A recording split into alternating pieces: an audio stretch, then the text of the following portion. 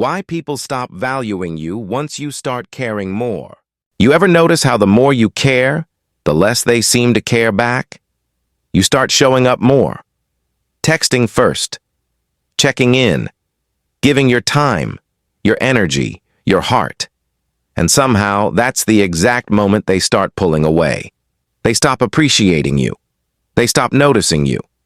And before you know it, you're standing there wondering, what did I do wrong? But here's the truth. You didn't do anything wrong. You just cared too early, too deeply, and for the wrong audience. Because in human psychology, the moment you overinvest, the moment you give too much without balance, people subconsciously start to value you less. It's not fair, but it's real. Today, we're diving deep into that. Why people stop valuing you once you start caring more.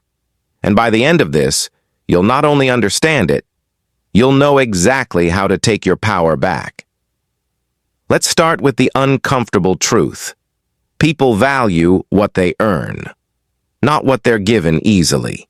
When something costs effort, it carries weight. When it comes without effort, the mind assumes it's disposable. And the same goes for relationships. When you care too much, too fast, you remove all the mystery, all the chase, all the sense of effort that makes someone value you in the first place. They didn't have to earn your time, your presence, your attention. You handed it to them like it was free. And human nature? It doesn't respect what comes too easily. Think about it. When was the last time you deeply valued something that required no effort, no sacrifice, no challenge? Exactly. So when you start overcaring, constantly checking in, explaining yourself, proving your loyalty, the other person doesn't see it as love. They see it as desperation. And desperation, my friend, kills respect. Let's take a real example. Imagine two people in a new friendship or relationship. Person A stays chill. They respond when they can, they have boundaries, they're busy living their life. Person B, they go all in, they reply instantly, rearrange their schedule, say yes to everything. At first, person A appreciates the effort, but slowly something shifts. They start taking it for granted. Why? Because the dynamic is no longer equal. One person is chasing, the other is choosing. And the human brain naturally assumes, if I didn't have to earn it, it must not be that valuable. That's why in every social interaction, whether it's love, friendship, or work, the balance of effort determines the balance of respect. When you start caring more than the other person, you tip that balance. And that's when they begin to drift. But let's get deeper. Because there's a psychological mechanism behind this. It's called the law of supply and demand. And it doesn't just apply to economics, it applies to emotions. When your attention becomes over-available, its perceived value drops. When it's scarce, calm, selective, intentional, its value rises. That's why mysterious people seem magnetic. It's not magic, it's psychology. Their energy feels rare. And here's the trap most people fall into. They start with boundaries, they start confident. But the moment they catch feelings or care too much, they start chasing approval. And that shift destroys the very energy that attracted people to them in the first place. You stop being the calm observer and start being the anxious pursuer. You stop radiating peace and start radiating need. And people can feel that energy shift even if they can't explain it. They just lose interest, but what they're really losing is the challenge, the polarity that made you stand out. Let's be honest. This doesn't only happen in relationships. It happens at work, with friends, even with family. You ever notice how when you stop saying no, people start expecting yes? When you're always available, always helping, always showing up, people start treating your kindness like a service, not a gift. And the moment you finally set a boundary, suddenly you're the problem. Why? Because people got used to your overcaring. And once they've built comfort on your self-neglect, any act of self-respect feels like betrayal. It's not that they hate you. It's that your boundaries remind them they can't control you anymore, and people who lose control often call you selfish. But that's okay, because learning to say no doesn't make you cold. It makes you sane. Here's the next truth. Overcaring isn't love. It's fear in disguise. Most of the time, when you care too much, it's not because you love too deeply. It's because you're terrified of losing the connection. You're afraid of being forgotten, ignored, or replaced. So you overcompensate. You try harder. You explain more. You double text. You stay even when you're not respected. You think your effort will convince them to see your worth. But in reality, the more you try to prove it, the less they feel it. Because real value isn't proven. It's recognized. And the kind of people who only notice you when you stop caring are the kind who never deserved your care in the first place.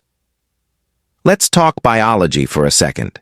Your brain is wired to seek patterns of reward and validation through dopamine. When you give too much and receive little, your brain goes into survival mode. You start overthinking every small sign of rejection. Why didn't they text back? Did I say something wrong? Maybe they're just busy. But here's the cruel part.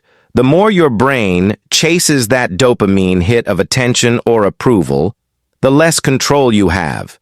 You become addicted to uncertainty, addicted to waiting, addicted to chasing. And that's exactly how emotional burnout begins. You're not weak for caring. You're just chemically hooked to the wrong reward system. The antidote? Detachment.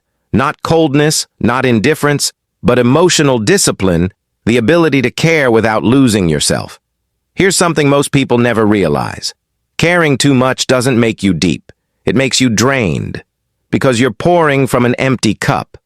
You're trying to fix people who don't even want to be fixed.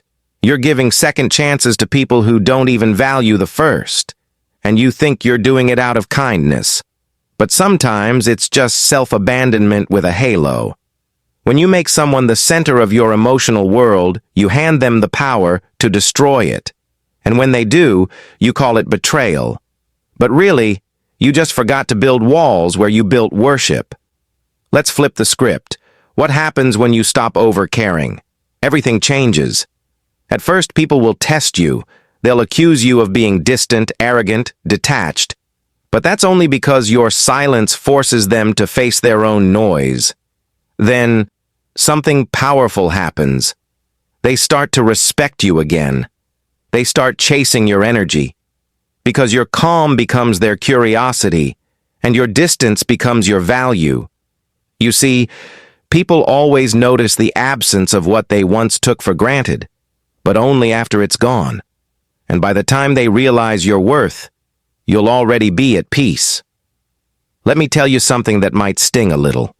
The people who truly value you never need to be convinced. You won't have to chase them, prove yourself, or beg for respect. They'll recognize your energy immediately and match it.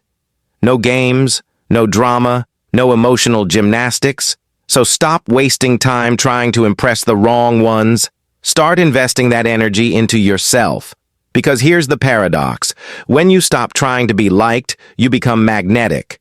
When you stop explaining yourself, people lean in to understand you. And when you stop caring so much about being chosen, you finally realize you were the one with the power all along. Let's summarize this. People stop valuing you when you start overcaring because you make yourself too available, removing the need for effort. You turn love into negotiation, begging for recognition. You forget your own value while trying to prove it to others. You stop being mysterious and start being predictable.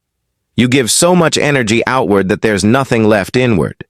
But when you pull back, when you love without losing your edge, that's when the balance restores. Real connection doesn't come from how much you give. It comes from how much you respect yourself while giving.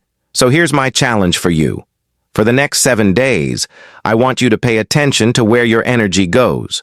Notice who drains it, who earns it, and who ignores it. And then make one quiet decision to stop chasing what doesn't choose you back. Because peace begins the moment you stop negotiating your worth. You don't need to care less, you just need to care right. Care for those who reciprocate. Care for those who bring peace, not chaos. Care for yourself like someone who finally remembers their own value. Because the truth is, the moment you stop begging to be seen is the moment you finally start shining. If this message hit you, drop a care in the comments. Like the video if it made you think. Share it with someone who keeps overgiving to people who don't deserve them. And subscribe for more honest psychology and self-respect lessons.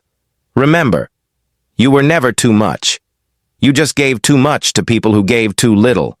Now it's time to take your power back. Quietly, confidently, completely.